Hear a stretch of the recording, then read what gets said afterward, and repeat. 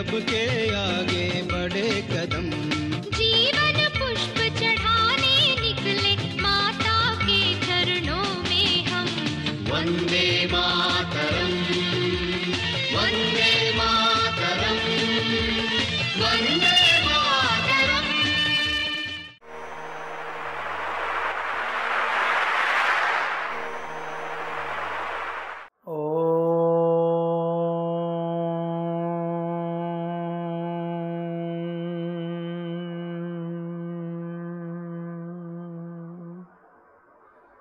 ओम सहना भवतु सहनो भुनक्तु सह वीर्यं करवावहै तेजस्विनावधीतमस्तु मा विद्विषावहै। ओम शांति शांति शांति। अत्यंत हर्ष की बात है, एक ओर जहां पूरी दुनिया में कोरोना फैला हुआ है, वहीं दूसरी ओर योग आयुर्वेद की हमारी भारतीय संस्कृति और परंपराओं की उपयोगिता उपादेयता लगातार बढ़ रही है।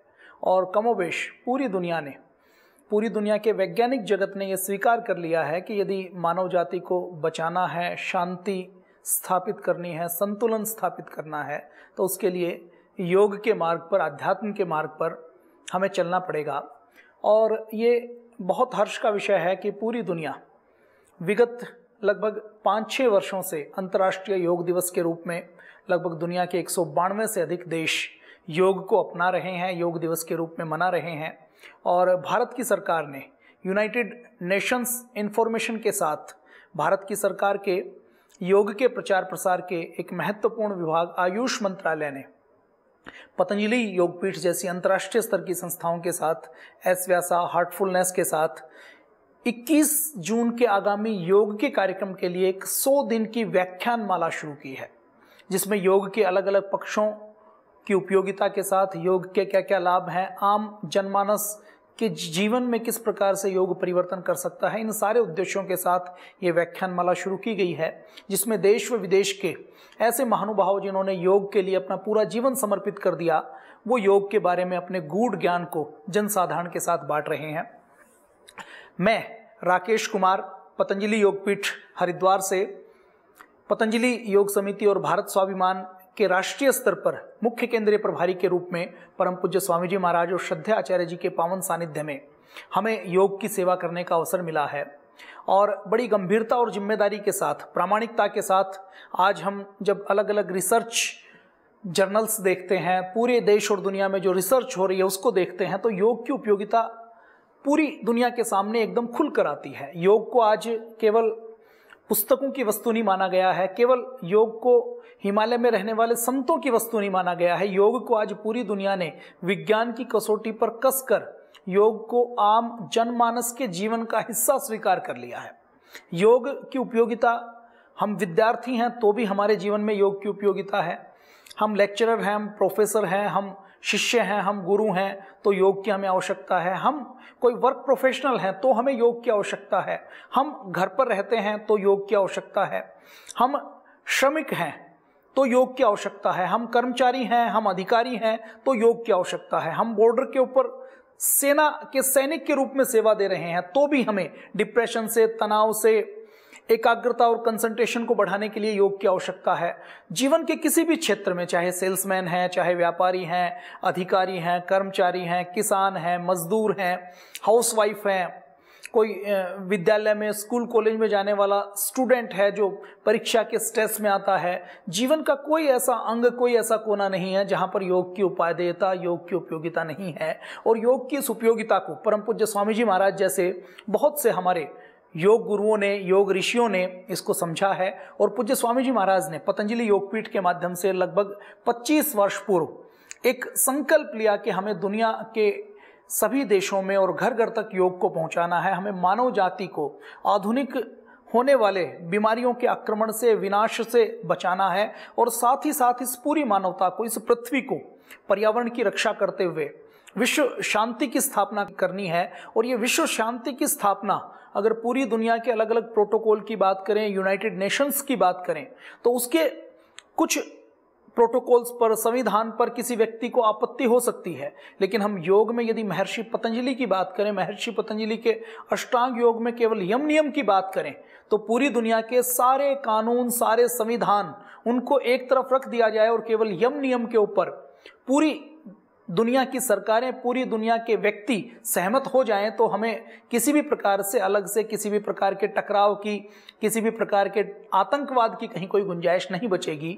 तो महर्षि पतंजलि का यह योग, भारत का यह योग, भारत के पूर्वजों का यह योग मानव जाति के इतिहास में, मानव जीवन के व्यक्ति से लेकर एक संस्कृति तक, एक समाज तक, एक राष्ट्र तक, जीवन के हर अंग में इस योग की उपादेयता है। योग की मैं अगर केवल रिसर्च की बात करूं तो गूगल स्कॉलर के ऊपर हम जब गूगल करते हैं तो हम जैसे ही योग के क्लिनिकल कंट्रोल ट्रायल की बात करते हैं, बेनिफिट्स ऑफ योगा की बात करते हैं, तो 1 सेकंड के 20वें हिस्से में लगभग 52,000 परिणाम आते हैं।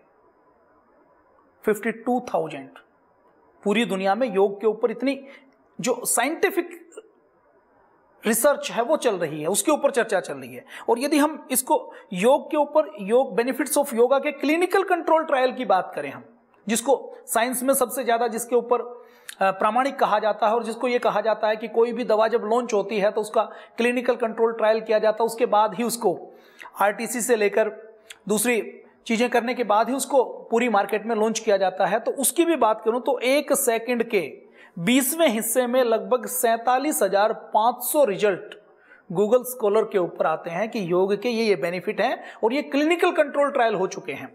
मैं अगर योग के क्लिनिकल कंट्रोल ट्रायल की बात करूं तो भारत में भी हो रहे हैं, यूएसए, यूके में हो रहे हैं, कनाडा में हो रहे हैं। दुनिया के 100 से अधिक देशों में योग के ऊपर अलग अलग तरीके की रिसर्च चल रही है और उन सारी रिसर्च में कमोबेश हम यदि उसके निचोड़ की बात करें तो मानव जीवन की हर बीमारी में, हर अंग पर योग का क्या लाभ होता है, उसके ऊपर गहन रिसर्च चल रही है। और आने वाले समय में देखिए, हम ये मानते थे कि हमने जीन्स का एनालिसिस कर लिया, हमने डीएनए का एनालिसिस कर लिया, हम चांद के ऊपर पहुंच गए, हमने हार्ट को भी बदल दिया, हमने लीवर किडनी को भी बदल दिया, हमने मेडिकल साइंस में बहुत तरक्की कर ली है, हमने बहुत सी एंटीबायोटिक को खोज लिया है, हमारे पास नई नई दवाइयां हैं, हमने नैनो टेक्नोलॉजी बना ली है, हमने नैनो रोबोट्स बना लिए हैं जो हमारे शरीर के अंदर, हमारे ब्लड के अंदर जाकर हमारी बीमारी को ठीक करते हैं, बीमारी को किल करने का काम करते हैं। हमने रोबोटिक सर्जरी का आविष्कार कर लिया। लेकिन इन सारी अचीवमेंट के बाद 1 वर्ष पूर्व इसी मार्च के महीने में एक संकट आया, एक छोटा सा वायरस, नोवल कोविड कोरोना। उस छोटे से वायरस ने हमारे पूरी विज्ञान की तरक्की को, हमारी मेडिकल साइंस की एडवांसमेंट को, हमारी मेडिकल साइंस की खोजों को, हमारे अब तक की एंटीबायोटिक को, हमारे अब तक के चिकित्सा विज्ञान की उपलब्धियों को घुटनों के बल ला दिया।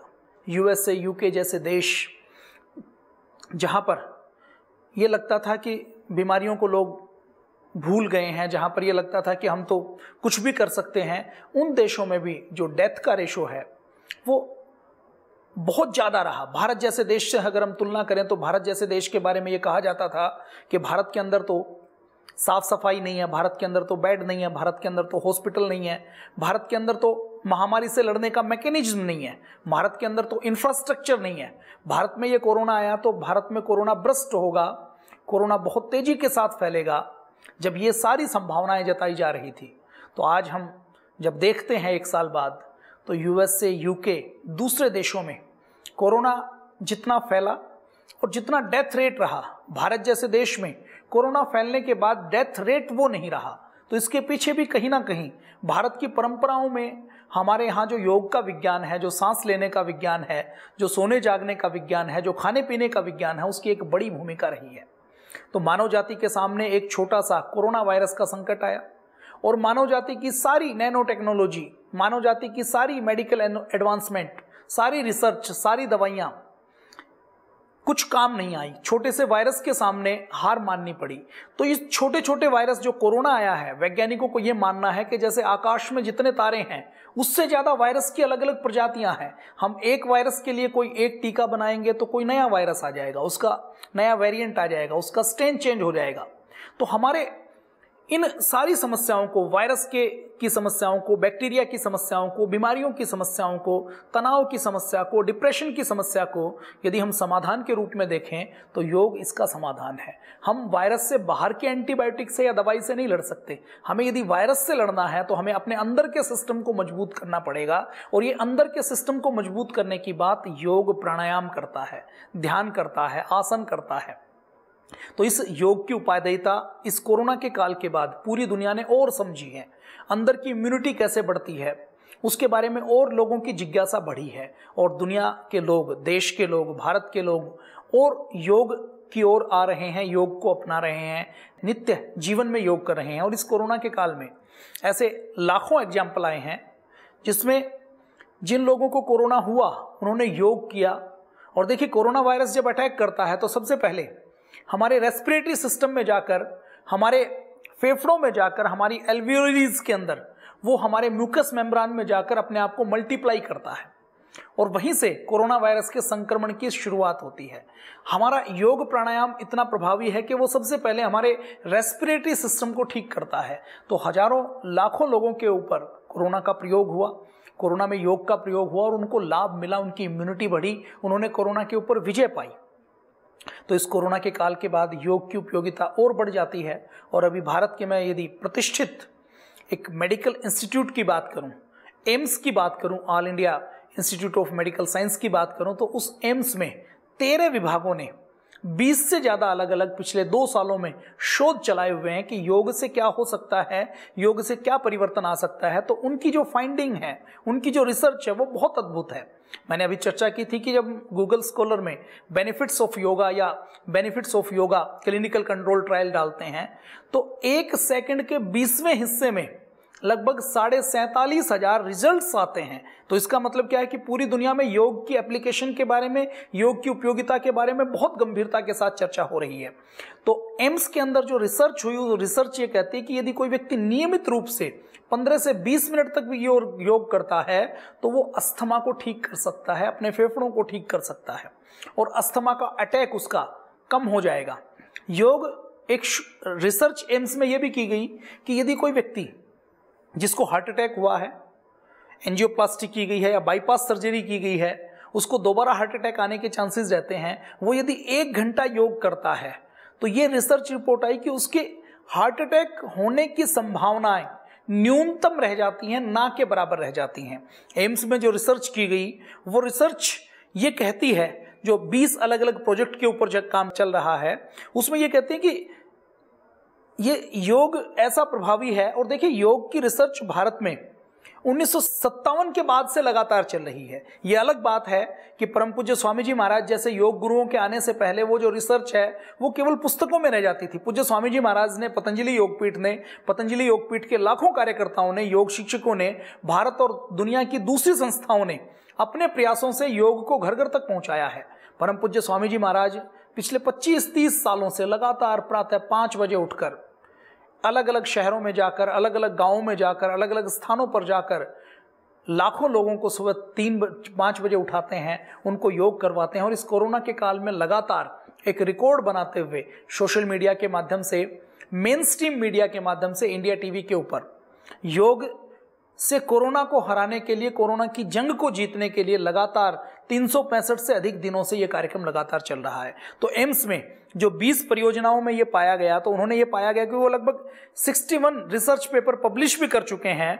और उसमें ये पाया गया कि जितनी क्रोनिक डिजीज हैं, जिसमें किसी मरीज को यदि कोई क्रोनिक डिजीज होती है तो उसका तनाव लगातार बढ़ता चला जाता है, स्ट्रेस बढ़ता है और बीमारियों से लड़ने की क्षमता कम हो जाती है, इम्यूनिटी कमजोर पड़ जाती है। तो यदि वो डिप्रेशन के मरीज योग करते हैं तो उनका कॉन्फिडेंस लेवल बढ़ जाता है, उनके अंदर जो तनाव पैदा करने वाले हार्मोन्स हैं वो कम हो जाते हैं और हैप्पी हार्मोन्स का सेक्रेशन बढ़ जाता है। ये योग से होता है, ये एम्स की रिसर्च कहती है। इसके अलावा योग से लीवर और गाल ब्लैडर हमारा फैटी हो जाता है, वो योग से ठीक होता है। योग से डायबिटीज़, योग से बांझपन, योग से कैंसर, योग से आर्थराइटिस, योग से ऑटो इम्यून डिजीज ठीक होती हैं। ये रिसर्च, एम्स की रिसर्च कहती है। योग से हार्ट के जो रोगी हैं उनका हार्ट ठीक से काम करता है। जो अलग अलग रिसर्च साइंटिस्ट हैं वो ये कहते हैं कि यदि हम रूटीन में योग करते हैं तो योग करने से हमारे बॉडी के अंदर जो टॉक्सिन्स पैदा होते हैं, और अभी तो देखिए रिसर्च ये कहते हैं कि माँ के गर्भनाल में छोटे नवजात बच्चे के अंदर भी नैनो प्लास्टिक पाया गया है, टॉक्सिन्स पाए गए हैं। डीडीटी हम छिड़कते हैं, पेस्टिसाइड हम डालते हैं, वो माँ के नवजात शिशु के जो पेट के अंदर है, कोख के अंदर, उसके अंदर चले जाते हैं। उसका जो पीपीएम लेवल है वो निर्धारित पीपीएम लेवल से कई गुना ज्यादा हो जाता है। तो बच्चा जब जन्म लेता है तो कैंसर जैसी बीमारियां होती है। तो हमारे ब्लड को प्यूरिफाई करने का, डिटॉक्सिफाई करने का काम योग करता है, हमारे रक्त को शुद्ध करने का काम करते हैं। शरीर के अंदर जितनी बीमारियां होती हैं उसमें इन्फ्लेमेशन, जब हमारी इम्यूनिटी कमजोर पड़ जाती है और अंदर बीमारियों के साथ हमारे शरीर की प्रतिरक्षा प्रणाली का जब युद्ध चलता है तो हमारे शरीर के अंदर एक इन्फ्लेमेशन पैदा होती है। रिसर्च में यह पाया गया कि ये इन्फ्लेमेशन, योग जब हम लगातार करते हैं तो वो इन्फ्लेमेशन कम हो जाती है। युद्ध में जो हमारे अंदर बीमारियों के साथ हमारे इम्यून सिस्टम की लड़ाई चलती है, उस लड़ाई में हमारा इम्यून सिस्टम विजय प्राप्त करता है। बच्चों को यदि शुरू से योग की आदत लगा दी जाए तो उनका परीक्षा का स्ट्रेस कम होता है, उनके बीमार होने की संभावनाएं कम हो जाती हैं। तो ये सारी चीजें एम्स की रिसर्च में पाई गई हैं। एम्स ने एक और रिसर्च की, 12 हफ्तों तक रिसर्च की, सूर्य नमस्कार करवाया गया। तो ये पाया गया कि डिप्रेशन के मरीजों के 2 ग्रुप बनाए गए। और देखिए, डिप्रेशन अब पूरी दुनिया की बीमारी है। यदि मैं केवल भारत की बात करूं तो भारत में हर 7 में से 1 भारतीय डिप्रेशन का शिकार है। लगभग 5 करोड़ लोग डिप्रेशन के शिकार हैं, लगभग 5 करोड़ लोग एंजाइटी के शिकार हैं। और मैं यदि पूरी दुनिया की बात करूं तो पूरी दुनिया में WHO ये कहता है कि दुनिया भर में 26 करोड़ से ज्यादा लोग गंभीर डिप्रेशन की समस्या से जूझ रहे हैं। 15 से 19 साल के लोग आत्महत्या कर रहे हैं। तो एम्स की रिसर्च ये कहती है, जब उन्होंने सूर्य नमस्कार की, और देखिए योग में हजारों आसन हैं, हजारों पद्धतियां हैं, हजारों प्रकार के मेडिटेशन हैं, बहुत सी संस्थाएं, हमारे बहुत से गुरु, परम पूज्य स्वामी जी महाराज, श्रद्धेय आचार्य जी से लेकर, वो अलग अलग टेक्निक बताते हैं। तो ये पाया कि जब डिप्रेशन के रोगियों को योग करवाया गया तो डिप्रेशन का लेवल कम हो गया। केवल एक ग्रुप को केवल दवाई दी गई और एक ग्रुप को दवाई के साथ साथ योग करवाया गया तो उनको 60% अधिक लाभ मिला।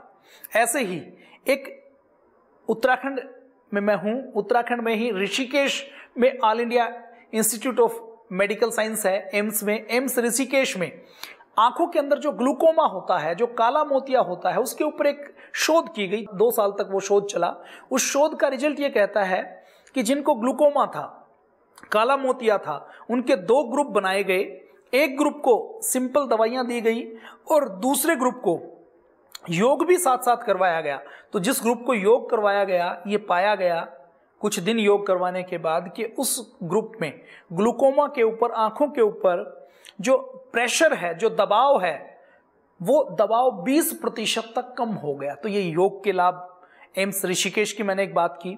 इसके अलावा एम्स दिल्ली में जो रिसर्च हुई उसमें जो एस्थमेटिक COPD के पेशेंट हैं उनको योग से तत्काल लाभ मिलता है, क्योंकि योग पूरी बॉडी के ऊपर इफेक्ट करता है, लेकिन योग और प्राणायाम में जो प्रभाव शुरू होने का रास्ता है वो फेफड़ों से, हमारे रेस्पिरेटरी सिस्टम से शुरू होता है। मेटाबॉलिक सिंड्रोम, जो कई मिलीजुली बीमारियां होती हैं, इन मेटाबॉलिक सिंड्रोम में हमें मोटापा होता है, कोलेस्ट्रॉल हो जाता है, फिर BP हो जाता है। और मेटाबॉलिक सिंड्रोम जिसको होता है, डायबिटीज होने की संभावना उन लोगों को सामान्य व्यक्तियों से 5 गुना ज्यादा हो जाती है। हार्ट की डिजीज के चांसेस 2 गुना ज्यादा बढ़ जाता है। रिसर्च में ये पाया गया है कि अलग अलग प्रकार की लाइफस्टाइल डिजीज मेटाबॉलिक सिंड्रोम से लगती हैं। मेटाबॉलिक सिंड्रोम के रोगियों को योग करवाया गया तो उनको बहुत लाभ महसूस हुआ, उनके स्ट्रेस हार्मोन्स कम हो गए। बांझपन के ऊपर डिपार्टमेंट ऑफ फिजियोलॉजी में रिसर्च की गई तो रिसर्च में पाया गया कि बांझपन में, इनफर्टिलिटी में योग बड़ा काम करता है, डायबिटीज में योग बड़ा काम करता है, टाइप 2 डायबिटीज की राजधानी भारत बनता जा रहा है, मोटापे में बहुत काम करता है, न्यूरो मस्कुलर डिस्ट्रोफी में, डिसऑर्डर में, मिर्गी में, लकवा में, डिप्रेशन में योग बहुत काम करता है। हमारे ब्रेन की जो अल्फा वेव हैं वो बढ़ जाती हैं। स्ट्रोक की वजह से कई लोगों को लकवा हो जाता है, तो योग प्रोटोकॉल जिनको लकवा के रोगियों को करवाया गया, जिनको स्ट्रोक हुआ, एक ग्रुप को केवल दवाइयां दी गई, एक ग्रुप को दवाइयों के साथ योग दिया गया, तो उनकी जो बॉडी का बैलेंस है वो बहुत इंप्रूव हो गया, उनकी स्पीच, उनकी आवाज बहुत अच्छी होगी, बॉडी के ऊपर कंट्रोल उनका बढ़ गया। तो ये सारी चीजें एम्स की रिसर्च में मिली हैं। पतंजलि योगपीठ में भी बहुत सी रिसर्च चल रही है। मैं केवल यदि पतंजलि की बात करूं तो पतंजलि योगपीठ में हजारों प्रकार की रिसर्च चल रही है। पतंजलि का जो रिसर्च डिपार्टमेंट है उसका एक स्पेशल लेक्चर भी आपको डॉक्टर सरली टेलिस ने इसके लिए रिकॉर्ड किया है। मैं संक्षेप में यदि उसकी बात करूं तो पतंजलि की एक अपनी बड़ी रिसर्च टीम योग के ऊपर, आयुर्वेद के ऊपर शोध करने में लगी हुई है। परम पूज्य स्वामी जी महाराज ने लाइव दिखाया, जब कोई व्यक्ति गुस्सा करता है, एंजाइटी में होता है, तो एकदम बीपी बढ़ता है, हार्ट रेट एकदम बढ़ता है, स्ट्रेस एकदम बढ़ता है। और आधुनिक मशीनों पर जिसमें लाइव बीपी की, हार्ट रेट की मॉनिटरिंग हो रही है, उसी में पूज्य स्वामी जी महाराज ने फिर अनुलोम विलोम भस्त्रिका करके दिखाया। जैसे ही अनुलोम विलोम भस्त्रिका करते हैं, जैसे योग करते हैं, तो जैसे बीपी बढ़ता है वैसे ही उतनी ही तेजी के साथ बीपी नॉर्मल होता है, हार्ट रेट नॉर्मल होता है। ये चीजें तो ऐसे फिजिकल पैरामीटर्स हैं जो आज हम सिंपल मेडिकल की मशीनों से नाप सकते हैं। कुछ चीजें ऐसी हैं जिनको हम तात्कालिक लाइव नहीं जिसको मेजर कर सकते, उन चीजों के ऊपर भी योग का फर्क पड़ता है। तो पतंजलि में जो योग के ऊपर रिसर्च हो रही है उसके मुख्य रूप से 5 अलग अलग एरियाज हैं। फिजियोलॉजिकल स्टडी हो रही है, दूसरा सर्वे हो रहा है, तीसरा ऑक्यूपेशनल रिलेटेड रिसर्च करने का काम पतंजलि कर रहा है, थेरेपेटिक योगा के बारे में रिसर्च करने का काम पतंजलि कर रहा है, इसके साथ साथ बच्चों के लिए योग के क्षेत्र में पतंजलि कर रहा है, मेडिटेशन के ऊपर रिसर्च करने का काम पतंजलि कर रहा है। तो फिजियोलॉजिकल स्टडी में पतंजलि ने अलग अलग रिसर्च की है। 150 से अधिक पतंजलि के रिसर्च पेपर योग, आसन, प्राणायाम, मेडिटेशन के ऊपर पब्लिश हो चुके हैं।